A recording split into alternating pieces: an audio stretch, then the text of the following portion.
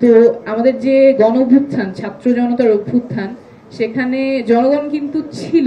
তারা বলছে এটা কেবল আন্দোলন ছিল না, ওনারা তো রাজপথে নেমেছেন, আমাদের সন্তানদেরকে রাজপথে পাঠিয়েছেন, কেউ খাবার দিয়েছেন, কেউ পানি দিয়েছেন, যারা দিতে পারেন নাই তারা বাসায় থেকে দোয়া করেছেন, চোখের পানি ফেলেছেন। তো ওনাদের কাছ থেকে যে ইমোশনটা এসেছে ওটা আবার পরে যে ওয়ার্ডিং গুলো আছে এখানে প্রথম স্লাইড এবং পরের একটা স্লাইডেও শুধু আন্দোলন করে বলে ক্যারেক্টারাইজ করাটা I think probably was an oversight, but আমি এটা রেইজ করছি কারণ there has been a concerning pattern গত বছর ধরেই, যে অভ্যুত্থানটাকে একটু মিনিমাইজ করা, তারপর যারা তরুণরা আছেন, নারীরা আছেন, ওনাদেরকে একটু সাইডলাইন করা, একটু মেলাইন করা, তরুণদের নিয়ে অনেক কটু কথা আমরা গত এক বছর ধরে শুনেছি, নট অন সাবস্টেন্স। অনেক সময় বলা যে তরুণরা কি বোঝে, ওরা দেশের কি বোঝে, সংস্কার কি বোঝে, rather than engaging them with the substance we are engaging যে ওনাদের বয়স কম এটা নিয়ে। যদিও নারীরা অভ্যুত্থানের সামনে থেকে ছিলেন, নারীদেরকেও বিভিন্নভাবে সাইডলাইন করা হয়েছে। তো ওই জায়গা থেকে আমি কনসার্নটা রেজ করলাম। I am sure it was just an oversight. অ্যানালিসিসের ক্ষেত্রে আমার আহ্বান থাকবে এই জায়গাটাতে সতর্ক থাকার জন্য, যাতে ক্যারেক্টারাইজেশনটা অ্যাকিউরেট হয়। আমি কন্টেন্টে চলে আসি। রিসার্চ ফাইন্ডিং নিয়ে অনেকেই অনেক কথা বলেছেন, আমি স্পেসিফিক 4টা পয়েন্ট তুলে ধরবো যেখানে আমার মনে হয় আমাদের অনেক কিছু অনুধাবন করার জায়গা আছে।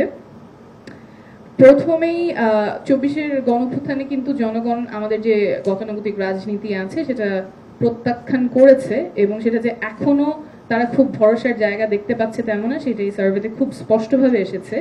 যেখানে জিজ্ঞেস করা হয়েছে বর্তমানে রাজনৈতিক দলগুলো জনগণের চাহিদা এবং সমস্যাগুলোর প্রতি কতটা মনোযোগ দিচ্ছে, শুধুমাত্র 12% মানুষ মনে করেছে যথেষ্ট মনোযোগ দেওয়া হচ্ছে। অর্থাৎ সেই আস্থার জায়গাটা এখনো ফেরেনি, এবং রাজনৈতিক দলগুলোর ক্ষেত্রে আমার মনে হয় this should be a wake up call. শুধুমাত্র 12% মানুষ যদি মনে করে থাকে যথেষ্ট মনোযোগ দেওয়া হচ্ছে, আসলে তাদের সমস্যা এবং যে আকাঙ্ক্ষা তার প্রতি নিশ্চয়ই যথেষ্ট মনোযোগ দেওয়া হচ্ছে না। এবং সেটাই সেকেন্ড পয়েন্টের কন্টিনিউশন, যেখানে জনগণ 78% অফ পিপল সার্ভে বলছে যে তারা না ভোট দিতে চায়। অর্থাৎ একটা অনাস্থা এখনো আছে রাজনৈতিক দলগুলোর প্রতি, যে নির্বাচনে তারা যে প্রার্থীগুলো পাবেন সেখানে হয়তো মন্দের ভালো একজনকে চুজ করতে হবে, তো সেখানেও প্রত্যাখ্যান করার রাইটটা তারা চাচ্ছেন। And people want the choice, people want to be able to reject the candidates they don't want as the representatives.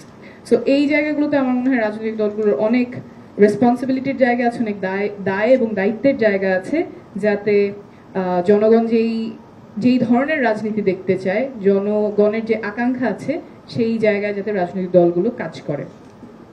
এরপর আরেকটা খুব গুরুত্বপূর্ণ বিষয়ে গবেষণায় উঠে এসেছে সংস্কার নিয়ে। এই আলোচনাও গত বছর ধরে অনেকবার এসেছে যে জনসাধারণ বোধহয় সংস্কার বোঝে না, কিন্তু এখানে খুব স্পষ্টভাবে উঠেছে সংস্কার তো বোঝেনি, ইভেন সংবিধানের যে সংস্কার সেটাও জনগণ খুব ভালোভাবে বোঝেন। 83% বলছেন আপার হাউস, এবং শুধুমাত্র আপার হাউস না, আপার হাউসে পিআর চাচ্ছেন। এখানে আমাদের এনডিএম এর মোহাম্মদুল ভাই বলছিলেন যে হয়তো এটা ইয়েস নো কোয়েশ্চেন হলে অনেকেই ইয়েস বলে ফেলতে পারে না বুঝে, কিন্তু এটা যে শুধু ইয়েস নো ছিল না, এটা এই ফাইন্ডিং এর মধ্যেই আসছে, যেখানে মানুষ বলছেন যে আপার হাউস পিআর হলে সেটা একটা চেক অ্যান্ড ব্যালেন্সের হাতিয়ার হবে।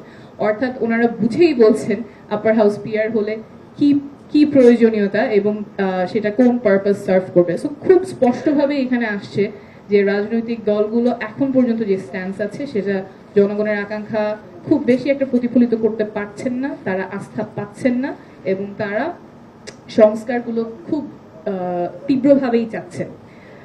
ফোর্থ যে কথাটা বলবো, আমার এটা খুব আরেকটা হতাশার জায়গা, not on this research but যেভাবে আমরা নারীদের আসন নিয়ে ফাইনালি ডিসিশনটা এসেছে, that has been very disappointing. আমরা যখন নির্বাচন সংস্কার কমিশন জনগণের কাছে গিয়েছে, সবাই বলেছে সরাসরি নির্বাচন চায়, সবাই না, একটা সিগনিফিকেন্ট পার্সেন্টেজ বলেছে সরাসরি নির্বাচন চায়। আজকে এখানে যে সার্ভে আছে সেখানে 91% মানুষ বলেছে যে যারা নারী আসনে আসবেন তারা যাতে সরাসরি নির্বাচিত হয়ে আসেন। আমি নিজে যখন ক্যাম্পেইন করেছি সব জায়গায় মানুষের খুবই রিজাউন্ডিং একটা ওপিনিয়ন যে আমরা আমাদের নারী সাংসদদের সরাসরি নির্বাচিত হতে চাই। এখন বর্তমান যে পদ্ধতি আছে যেখানে মনোনীত হচ্ছে দলের নেতাদের দ্বারা, তখন অ্যাকাউন্টেবিলিটিটা দলের নেতাদের প্রতি থাকে, জনগণের প্রতি দায়বদ্ধতার জায়গাটা থাকে না। এবং যদি সরাসরি নির্বাচিত হয়ে আসে তাহলে তার আসন থেকে তিনি ক্যাম্পেইন করে মানুষের দ্বারে গিয়ে তার ইশতেহার নিয়ে কথা বলে তারপর তিনি নির্বাচিত হয়ে আসবেন এবং নির্বাচিত হয়ে আসার পরে তার আসনের জন্য তিনি কাজ করতে পারেন। এইভাবে আমরা একঝাঁক নারী নেতৃত্ব উঠে আসার একটা প্রক্রিয়া তৈরি হবে, স্ট্রাকচারালি প্রক্রিয়া তৈরি হবে। শুধুমাত্র আমরা আশা বা একটা ভেগ প্ল্যান না করে স্ট্রাকচারালি কিভাবে আমাদের ইউথ, আমাদের ওয়েমেনকে ইনকর্পোরেট করতে পারি in politics, that is I think the new politics that people want. এবং এই জায়গায় আমার মনে হয় সব রাজনৈতিক দলগুলোর ঐক্যমত থাকা খুবই খুবই গুরুত্বপূর্ণ। And I am very proud, although আমি এনসিপি আমাদের তরুণ দল, খুব নতুন দল, কিন্তু এই জায়গাগুলোতে আমরা খুবই প্রিন্সিপাল স্ট্যান্স নিয়েছি এবং শুরু থেকে আমরা বলেছি যে নারীদের আসন যাতে 50 থেকে 100 হয় এবং এই 100 আসনে যাতে সরাসরি নির্বাচিত হয়ে নারীরা পার্লামেন্টে বসতে পারেন। এবং এটা শুধু নারীদের জন্য না, আমি যখন একজন সাধারণ জনগণ, আমার যে নারী প্রতিনিধি সংসদে যাবে, আমি তো চাই তাকে ভোট দিয়ে নির্বাচিত করতে। আমার কেন সেই এজেন্সিটা থাকবে না যে আমার কোন নারী জনপ্রতিনিধি সংসদে যাবে আমি কেন চুজ করতে পারবো না?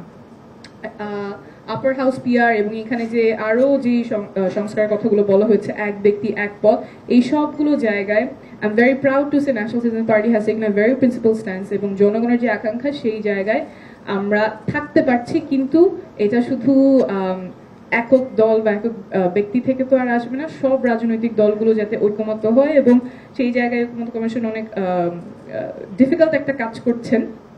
আমাদের যে জুলাই সনদটা আছে সেটা যাতে টেকসই ভাবে বাস্তবায়ন হয়, সেই জন্য আমরা ন্যাশনাল সিটিজেন পার্টি থেকে সবসময় বলছি যে আগামী যেই বডিটা ইলেক্টেড হবে তাদের যাতে কনস্টিটিউয়েন্ট পাওয়ার থাকে এবং সেভাবেই সবচেয়ে টেকসই ভাবে যে সংস্থাগুলোতে ঐক্যমত হয়েছে সেটা বাস্তবায়নের একটা পথ হবে।